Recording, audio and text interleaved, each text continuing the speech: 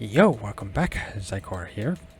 And today in Ghost of a Tale, well, I decided I'm gonna kind of search for those urns. So I'm gonna take a little bit of time to do that. So I might not be able to release another episode. Who knows? Maybe next week. I'm not sure, but we'll see. Maybe I will do one more of a little bit more of the story if I can.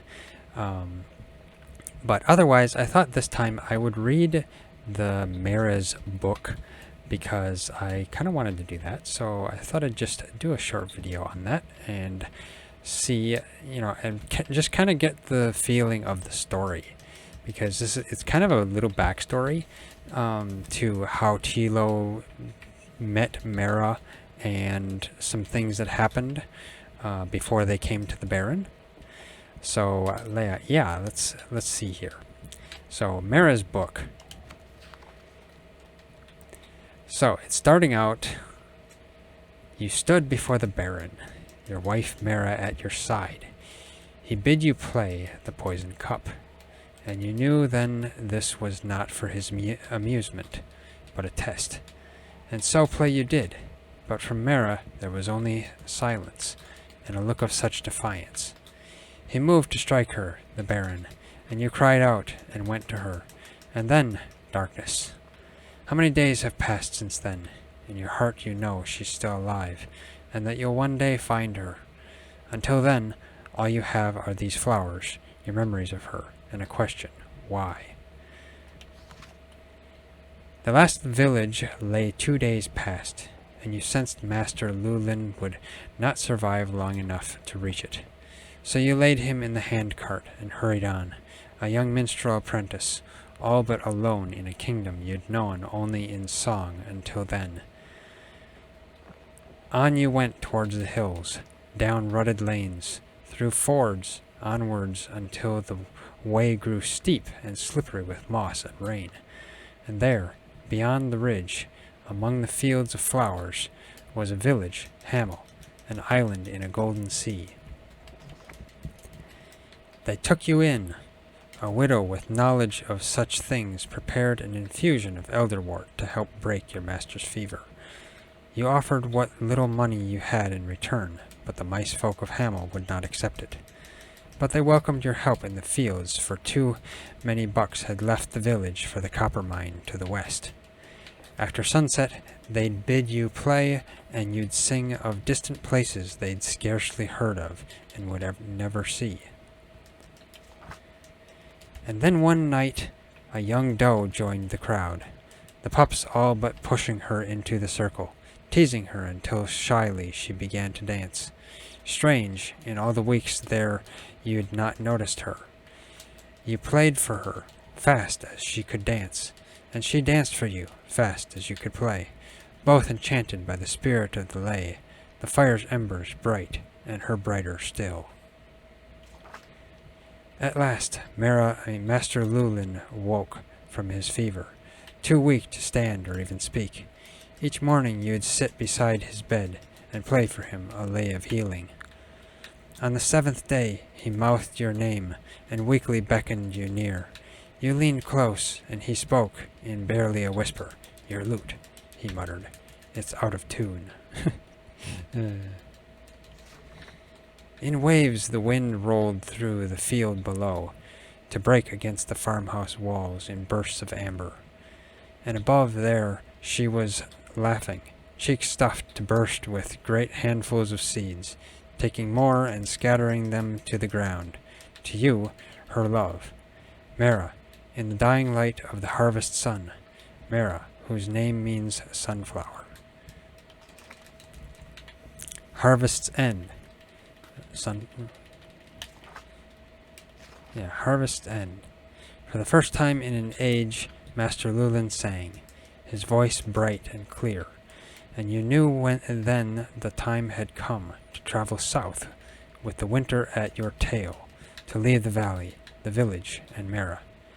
Merra, you longed for her to join you on the road, but you knew it was impossible, for her brothers were too young to work the fields, and her father was too frail.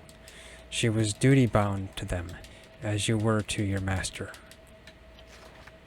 Your mentor, or Merra, to choose between them, was unthinkable.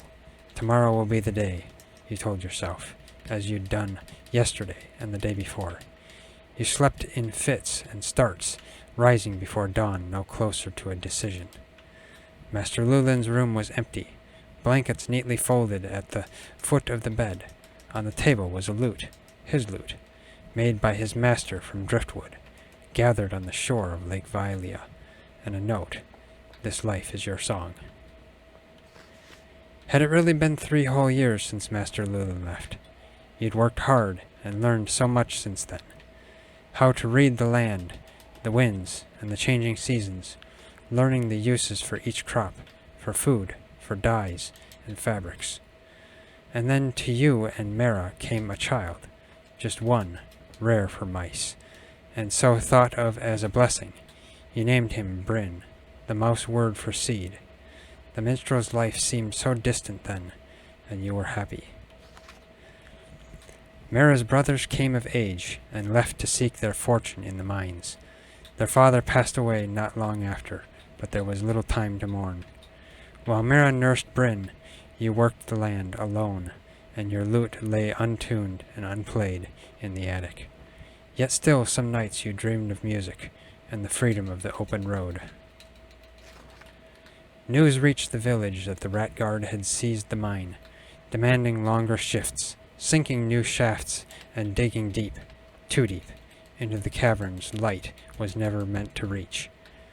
The wind changed, blowing from the west through the mine, and with it carried the gossamer sails, near invisible to the eye, came of the spiders, hatchlings, drifting down into Hamel's fields, burrowing unseen into the earth. The spider was already dead when you reached the high meadow, Merra's hatchet sticking from its eye. Bryn was crying, more startled by his mother's scream than by the spider's bite. He was deathly quiet now, laid over your shoulder as you hurried through the snow, Merra close behind. Ahead, barely visible through the squall, you could make out the turn road checkpoint. Just beyond lay the torches of the mine, and the healer who might save your child. The 2 sentries held you at checkpoint for what seemed like an age, uncertain what to do, while they waited for their sergeant to return. He cursed them both for their stupidity, the sergeant, and with your son cradled beneath his cape, he saddled his mount and rode, hell for leather for the mine. But Bryn died there on the turn road. Spring came, but no flowers grew. In the fields the crops failed, the blooms, like Bryn's grave, smothered beneath the spider's webs. Merra watched quietly from the ridge, a thin straggle of handcarts and wagons heading out, away from Hamel, the fields aflame, the village an island in a golden sea. Every night a new place, a sea of strangers' faces in the dark, a different bed. Curious how easily you returned to it, a way of life you'd almost forgotten, a minstrel's life. But you had the road beneath your feet, your lute across your back, and Merra on your arm. Home is not a place, you thought. Home is by her side. Tilo and Merra, the minstrel and the dancer. On stage you were in harmony, close as ever. In truth, Merra grew ever more distant and withdrawn. She would disappear for hours at a time, and come home after dark. Just walking, she said, alone with her thoughts and memories. Bryn was never spoken of. You woke to raised voices in the distance. There, standing over you, lit by a waning moon, was Merra. "We must go, now," she whispered. You nodded and got dressed, though you did not quite understand. You left the handcart hidden and followed Merra deeper into the woods. You never asked her to explain, afraid of what the answer might be. And then, quite suddenly, not so long ago, you were summoned to the manor house to play before the Baron. Okay, well, yeah, that's 17 pages of Merra's book, and that is all of that, I believe, because I found all the roses, and each page was opened with one rose, as far as I know. Yeah, because the quests... Let's see. Do I still have that? It's somewhere here. But yeah, the quest had me get 17 roses, and that opened each page with each rose that I got. Yeah, I'm probably missing it. But, oh well. But anyway, yeah, I guess I just wanted to read that, Merra's book, because it's interesting to see the backstory. Kind of a somber tale. But, yeah, it's a nice addition to the entire story of the game, because the story of this game is pretty neat because of, you know, all of the twists and turns that are in it. But yeah, I guess that's all I wanted to do for this video. So yeah, if you like this video, hit that like button. I really appreciate it. It really helps us out a lot. If you haven't already, subscribe, hit that bell icon, leave a comment, and of course share it. Yeah, I'm not fully sure when I'll find the last urns. I might have to do a little bit more of the story, but I'm not sure. So I'll see, and maybe I'll continue on with the story just a bit, you know, before I find him. But, yeah, thanks for watching. I'll see you next time.